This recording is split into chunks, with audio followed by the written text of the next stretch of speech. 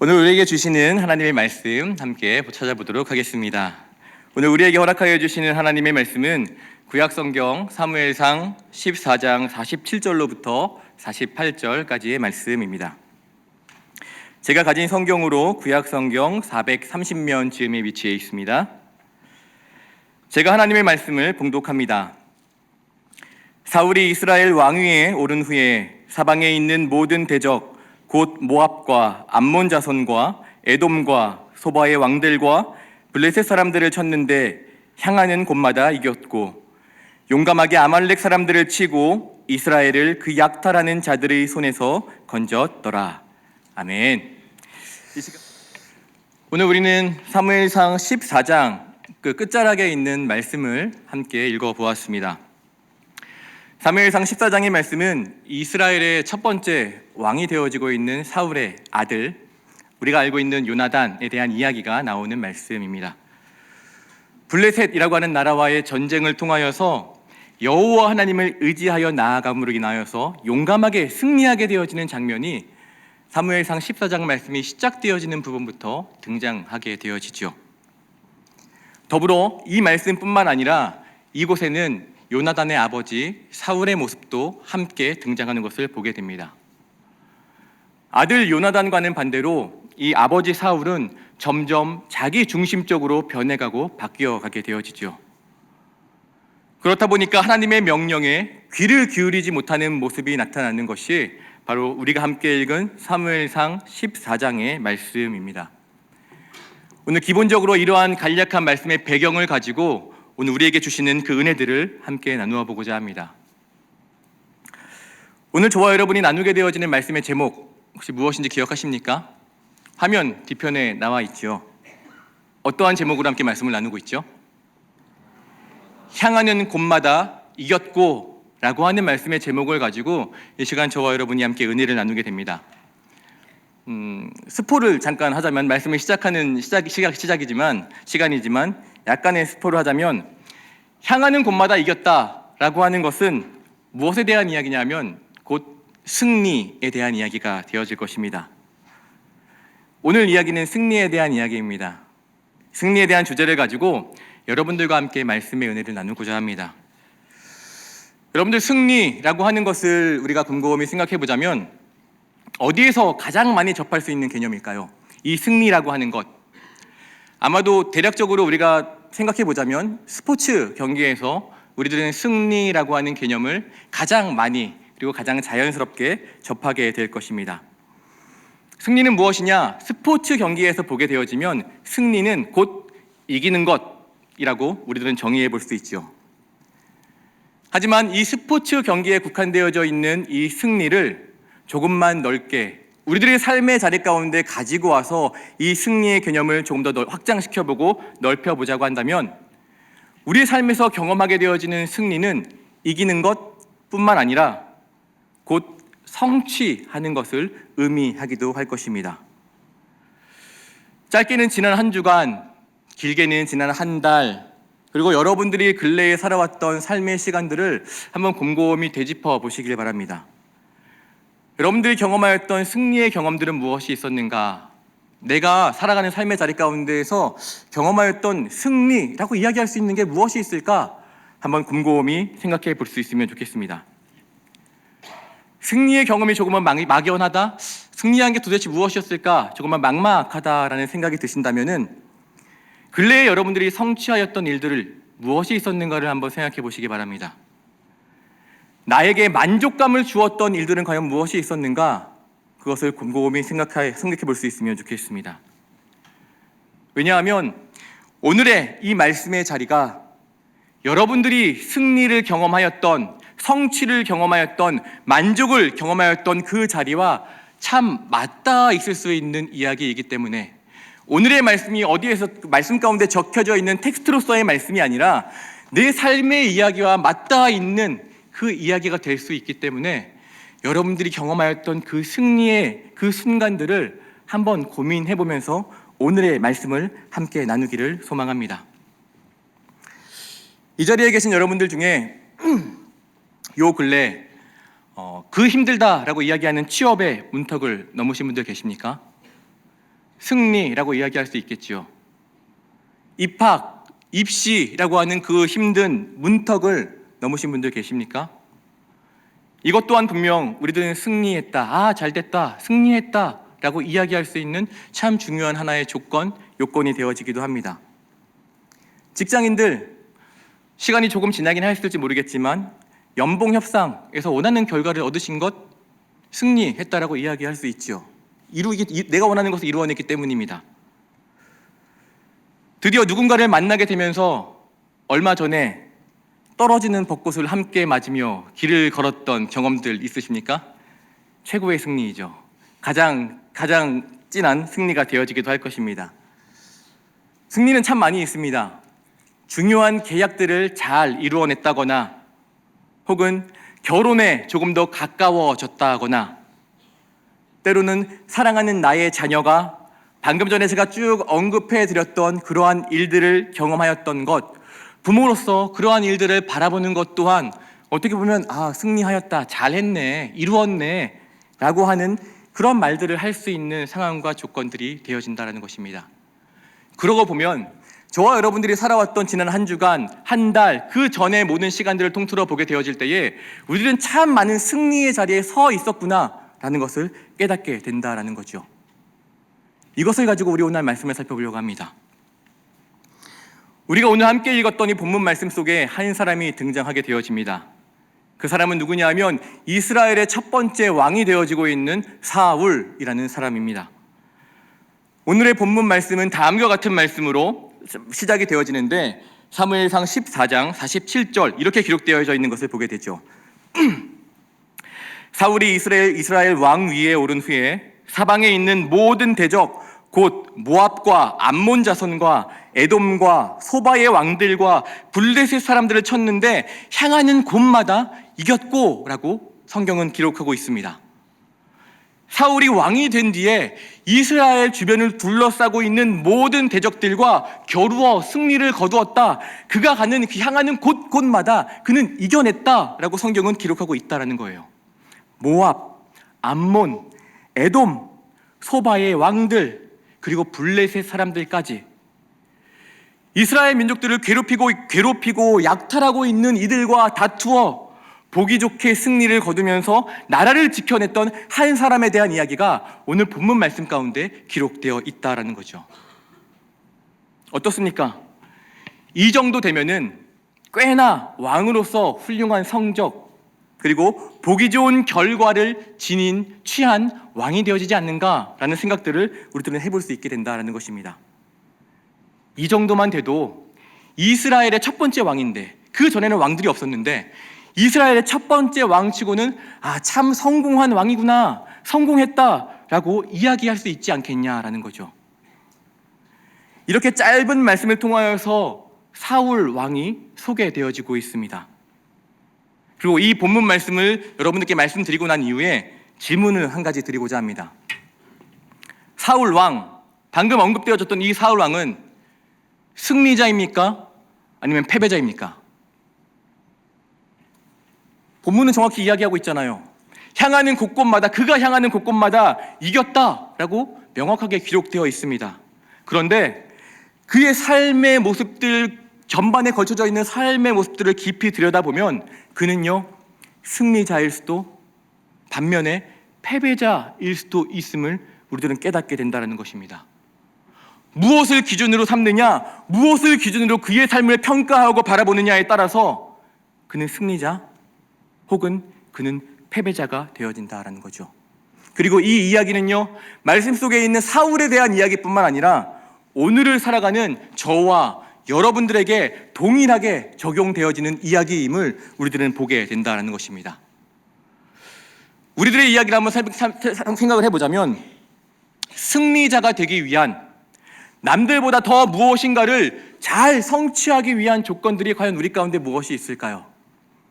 어떠한 것들이 갖춰지면 다른 어떠한 이들보다도 조금 더 승리자에 가까운 삶을 살아갈 수 있을까요? 다른 이들보다 조금 더 성취할 수 있는 유리한 상황에 오를 수 있는 조건들이 무엇이 있겠습니까? 여러분들 한번 생각해 보십시오. 여러분들이 생각하고 있는 그것 아마 맞을 것입니다. 어떠한 것들이 있습니까? 기본적인 배경이 있겠죠. 내가 태어난 배경, 쉽게 말하면 백이라고 이야기하는 내가 태어난 배경을 우리들은 무시할 수 없다라고 이야기를 합니다. 승리자가 되기 위해서 기본적으로 타고나게 되어지는 배경이 있어야 된다라고 우리들은 이야기를 하죠. 말씀 속에 나타나고 있는 이 사울이라고 하는 이 사람은 그 어떠한 배경을 가지고 태어났을까 살펴보자면, 오늘 우리 본문 속에 있지는 않지만 사무엘상 9장 1절 말씀 가운데 이렇게 기록되어 있는 것을 보게 됩니다. 베냐민 지파에 기스라 이름하는 유력한 사람이 있으니 그는 아비엘의 아들이요 스롤의 손자요 베고랏의 증손이요 아비아의 현손이며 베냐민 사람이더라 라고 사울에 대한 배경, 그 집안을 다음과 같이 설명하고 있어요. 비록 지파로는 크지 않은 가장 작은 편에 속하는 베냐민 지파에 소속되어 있지만 기스라고 하는 이름 있는 유력한 사람의 아들임을 우리들은 말씀을 통해서 보게 되어진다는 겁니다. 그 집의 상황이 어떠하였는지 사무엘상 곳곳에서는 조금 더 구체적으로 말씀들이 소개되어지고 있는데, 바로 이 기스의 아들이 어느 날 자신이 돌보게 되어지는 암나귀를 잃어버리는 사건이 발생하게 되어지죠. 그리고 그 암나귀를 어떻게 해서든지 찾기 위하여서 이곳저곳을 막 헤매는 가운데 우리가 알고 있는 사무엘이라고 하는 그 선지자를 만나게 됩니다. 그런데 그 선지자를 만나게 되어지는 과정 가운데 사무엘과 이 사울 말고 한 사람이 더 소개되어지는데, 그는 누구냐 하면 바로 이 사울과 함께 길을 거닐며 그를 인도하여 다녔던 개인 사환, 쉽게 말하면 개인 비서가 있었다라고 성경은 기록하고 있다는 거예요. 여러분들 개인 비서 있으십니까? 사울은요, 개인 비서가 있었다라는 거예요. 유력한 집안에서 태어났고 개인 비서를 지니고 있을 만큼의 매우 훌륭한 상황을 가지고 있었던 사울의 모습을 말씀을 통해서 우리들은 바라보게 됩니다. 첫 번째 조건이었죠. 두 번째 조건은 무엇이 있을까요? 승리자가 되어지기 위한 기본적인 조건 중에 빼놓을 수 없는 것이 겉으로 보여지는 외모. 우리들은 인정하고 싶지 않지만 인정할 수밖에 없는 겉으로 보여지는 외모라는 것도 있을 것입니다. 사무엘상 9장 2절 말씀을 살펴보면요, 성경은 사울의 외모를 다음과 같이 기록하고 있습니다. 기스에게 아들이 있으니 그의 이름은 사울이요 준수한 소년이라. 이스라엘 자손 중에 그보다 더 준수한 자가 없고 키는 모든 백성보다 어깨 위만큼 더 컸다라고 성경은 기록하고 있어요. 사울의 외모는 준수했다라고 이야기합니다. 그냥 준수했던 게 아니에요. 그보다 더 준수한 자가 없다라고 이야기할 정도로, 성경에 기록될 정도로 굉장히 준수했음을 우리들은 바라보게 되어지죠. 게다가 그의 키는 어땠습니까? 모든 백성보다 어깨 위만큼 더 컸다라고 이야기하고 있어요. 집안 좋습니다. 외모 준수합니다. 키 크고 훤칠하죠. 갖출 것 다 갖춰져 있습니다. 승리자로서 말이죠. 다만 한 가지, 인간적인 그의 흠을 잡아보자면 이 모든 것을 갖추고 있음에도 불구하고 자신감은 조금 부족했던 사울의 모습을 보게 됩니다. 수많은 이스라엘 백성들 앞에서 사무엘에 의하여서 왕으로 세워지는 바로 그 순간에 이 사울은 진보다리 뒤편에 숨어 나오지 못하였다라고 성경은 기록하고 있습니다.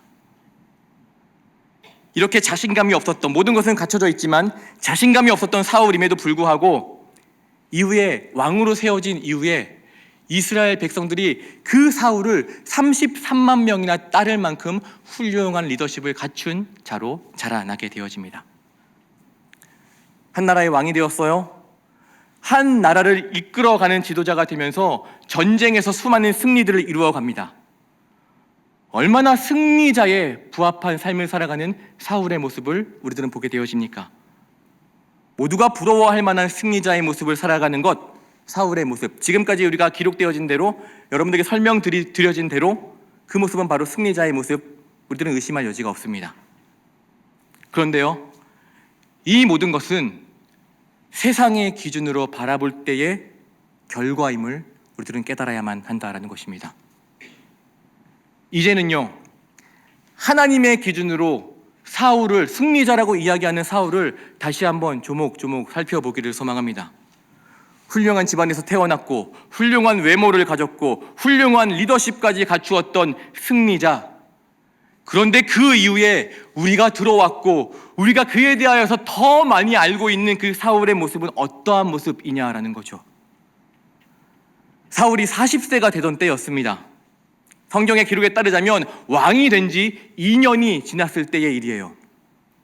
그는 변하기 시작합니다. 블레셋이 이스라엘을 쳐들어오게 되어지는 소식을 듣게 되어질 때에 사무엘을 대신하여서 하나님께 제사를 올려드려서는 안 되는 이 왕인 사울이 하나님께 먼저 제사를 올려드리는 우를 범하게 되어진다는 이야기, 우리들은 들어서 잘 알고 있을 것입니다. 사무엘상 13장 8절로부터 9절 이렇게 기록되어 있는데요, 제가 읽어드리겠습니다.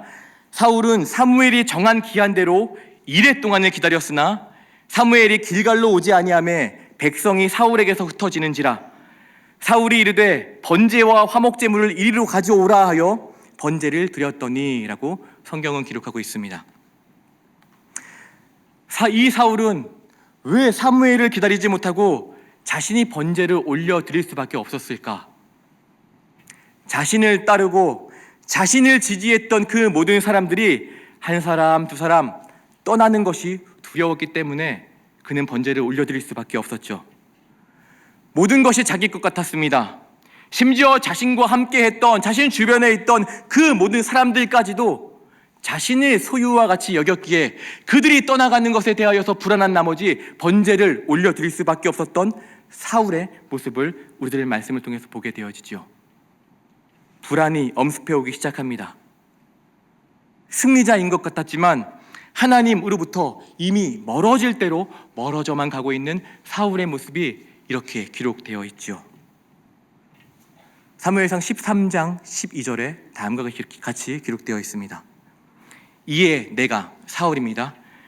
이에 내가 이르기를 블레셋 사람들이 나를 치러 길갈로 내려오겠거늘 내가 여호와께 은혜를 간구하지 못하였다 하고 부득이하여 번제를 드렸나이다 하니라 라고 사무엘에게 번제를 드릴 수밖에 없었던 변명을 마구 하고 있는 거예요.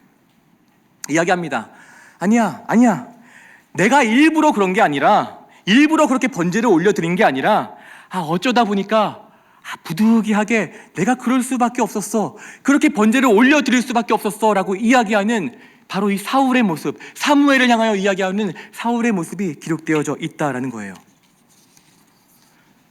사랑하는 청혼의 가족 여러분, 사무엘에게, 아니 어쩌면 여호와 하나님 앞에 변명하고 있는 사울의 모습이 말씀을 통해서 보이지 않으십니까?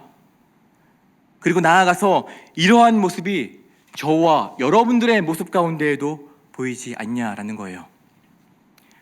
하나님, 어쩔 수 없었습니다.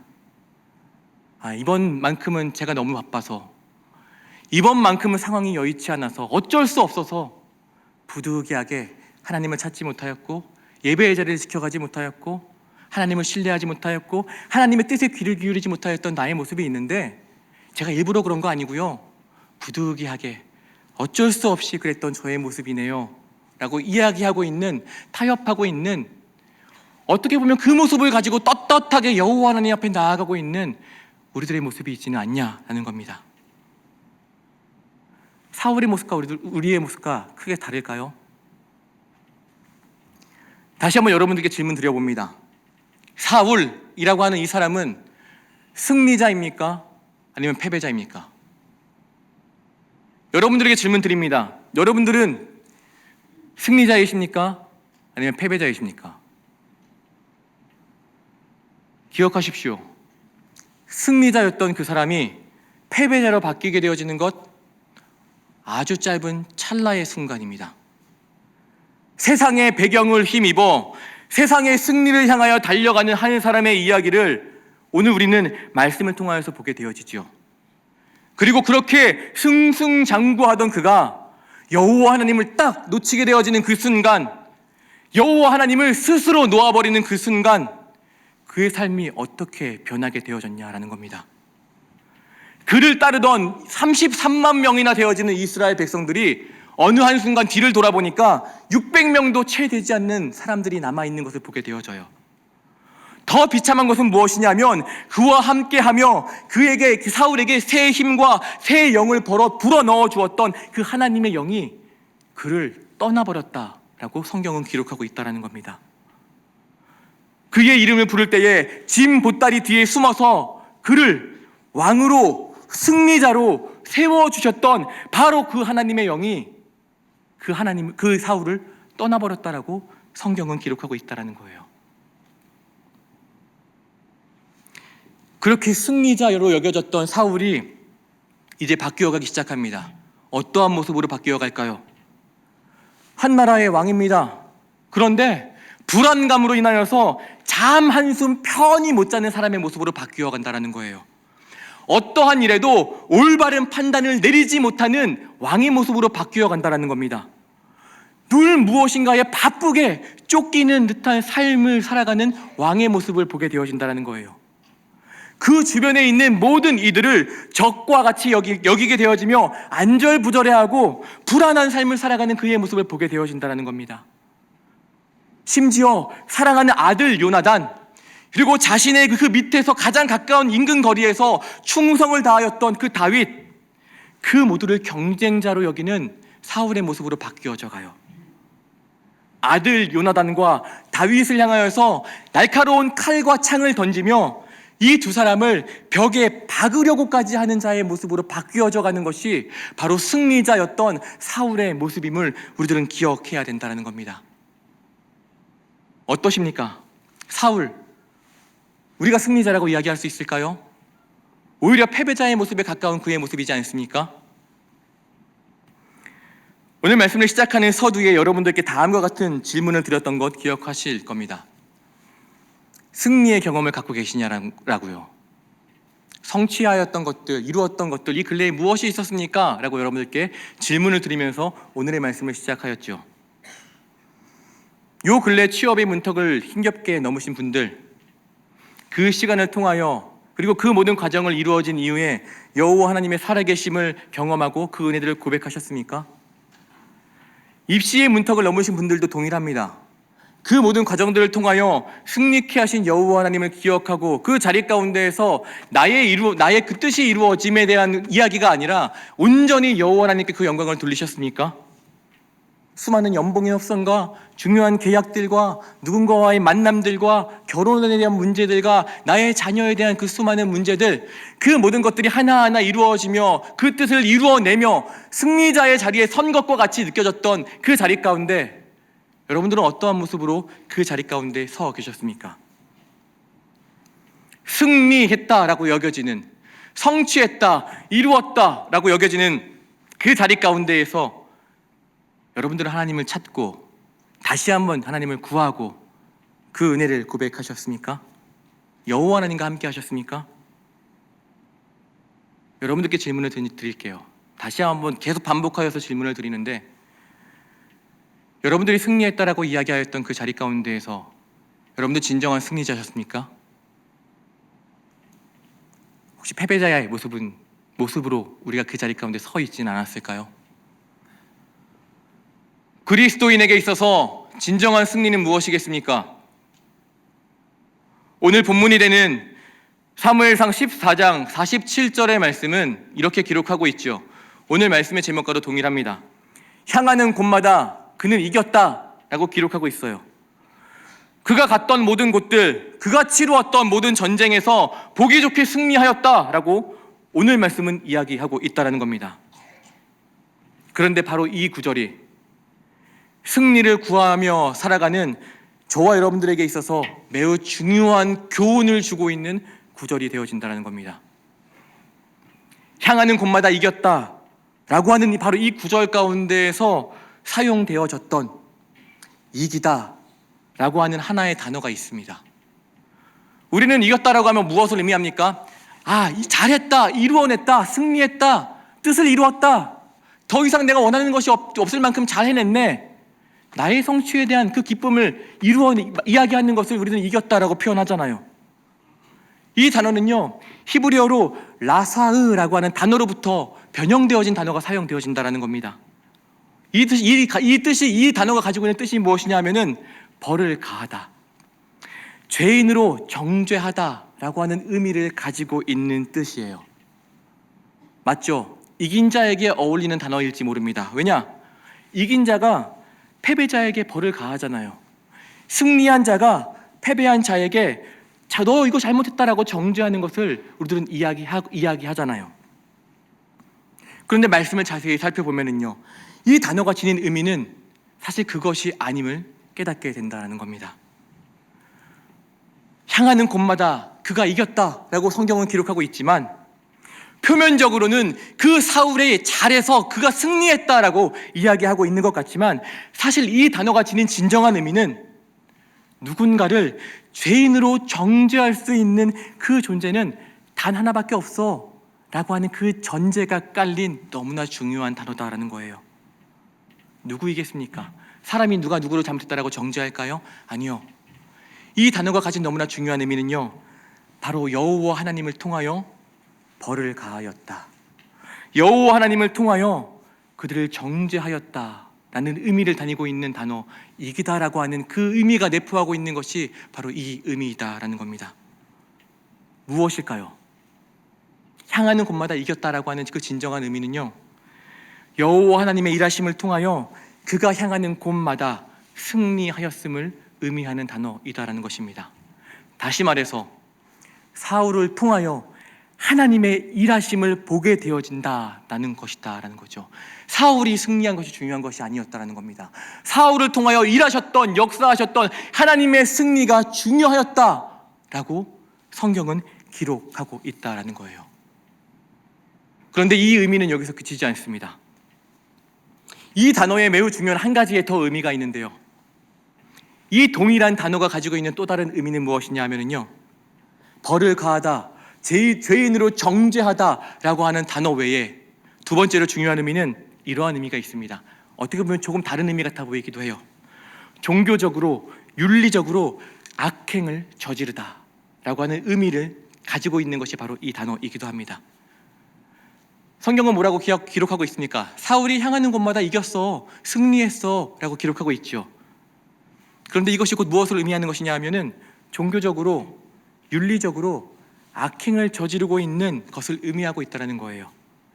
이기다, 승리하다라고 하는 것, 여호와 하나님으로부터 시작되어지면은요, 그것은 벌을 가하는 것이고, 여호와 하나님을 통하여 벌을 가하는 것이고, 여호와 하나님을 통하여 죄인을 정죄하는 것이기에 승리자가 될 수 있다라고 하는 의미를 가지고 있지만, 또 다른 하나의 의미는 여호와 하나님이 아닌 사람으로부터 그 승리를 취하게 되어지고 사람으로부터 시작되어지면 그것은 무엇이냐? 종교적으로, 윤리적으로 악행을 저지르게 되는 것이야 라고 하는 의미를 가지고 있는 단어가 바로 이 말씀 가운데 사용되어지고 있다는 겁니다. 사랑하는 청혼의 가족 여러분, 여러분들이 경험하였던, 이야기하고 있는 그 승리의 자리들을 한번 돌아보십시오. 과연 내가 진정한 승리자였는가?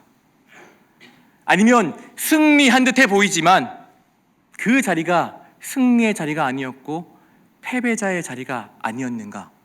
여러분들의 삶의 모습을 한번 되돌아보시기 바랍니다. 놓치지 마십시오. 붙드시길 바랍니다. 무엇을 붙드느냐?